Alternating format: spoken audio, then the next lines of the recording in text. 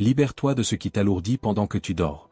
Et si ton sommeil n'était pas aussi réparateur qu'il devrait l'être? Tu poses la tête sur l'oreiller, mais ton esprit ne se tait pas. Tu te réveilles fatigué, lourd, tendu, comme si la nuit n'avait pas suffi à te recharger. Ce n'est pas seulement un problème de sommeil. C'est un problème de poids intérieur, de bagages invisibles que tu continues de porter même dans tes rêves. Et si tu pouvais te libérer, pendant que tu dors? Ah, les poids invisibles que l'on porte sans s'en rendre compte. La nuit ne fait pas disparaître ce que tu refuses de régler le jour. Voici quelques exemples de ce qui t'alourdit. Les rancunes non exprimées.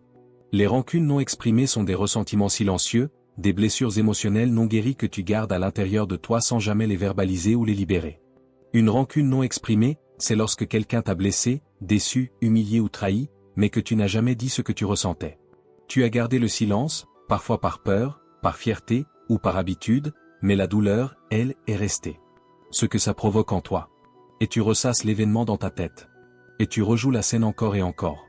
Et tu rumines des phrases que tu aurais voulu dire. Et tu ressens une tension quand tu repenses à la personne.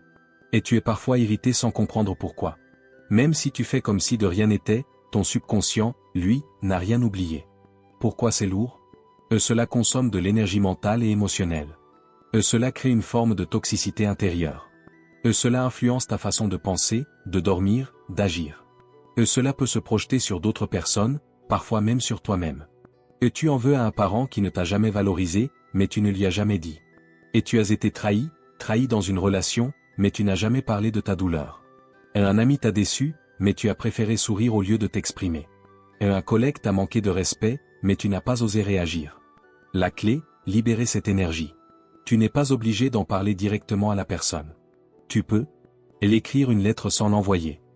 Parler à haute voix seul pour vider ce que tu ressens. Utiliser des techniques de pardon intérieur. Faire un travail de libération émotionnelle, écriture, EFT, méditation guidée, etc. Phrase clé à retenir. Ce que tu n'exprimes pas s'imprime, et ce qui s'imprime finit par t'alourdir. La culpabilité refoulée.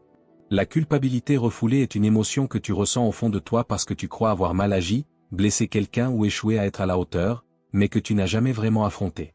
Au lieu de l'exprimer ou de la libérer, tu l'enfouis. Tu continues ta vie en apparence normale, mais une partie de toi se juge, se punit, s'auto-sabote. Elle peut venir de paroles que tu regrettes, décisions passées, erreurs que tu n'arrives pas à te pardonner.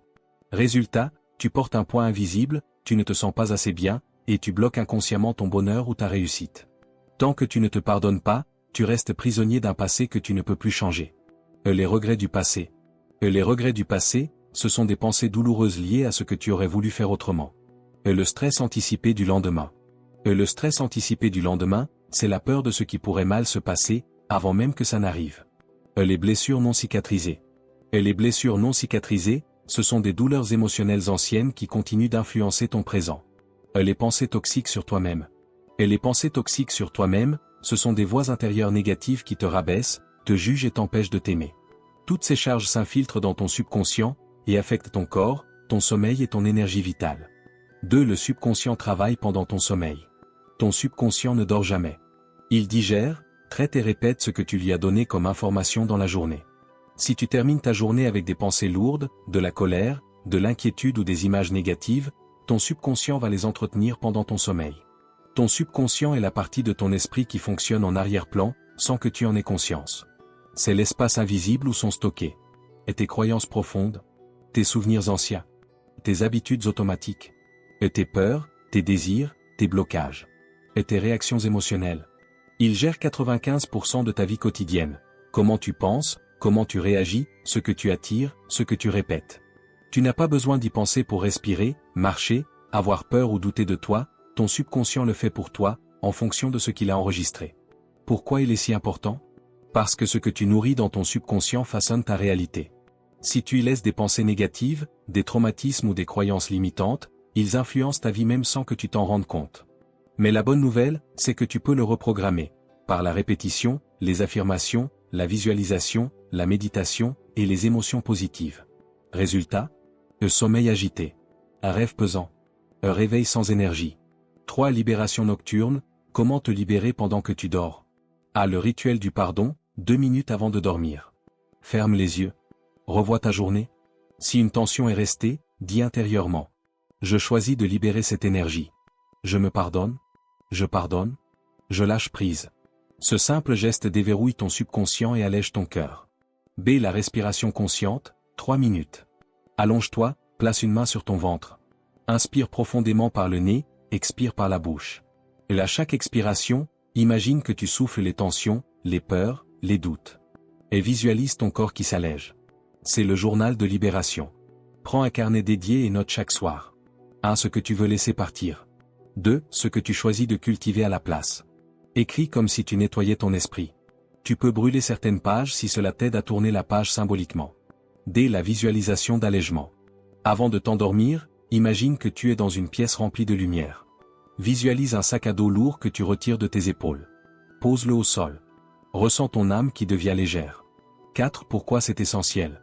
Quand tu te libères de ce qui t'alourdit, tu dors mieux, et ton mental est plus clair, et tu attires des pensées plus lumineuses, et tu deviens plus présent et créatif, et tu guéris émotionnellement. La nuit devient alors un temps sacré de guérison, et non un prolongement de tes douleurs diurnes. 5. Exercice pratique à proposer à notre audience. Exercice 1. Le rituel des 3 mots. Chaque soir, avant de dormir, choisis 3 mots que tu veux ressentir pendant ton sommeil. Exemple: paix, légèreté, amour. Répète-les comme un mantra. Exercice 2. La douche énergétique. Visualise une douche de lumière qui te nettoie énergétiquement avant de t'endormir.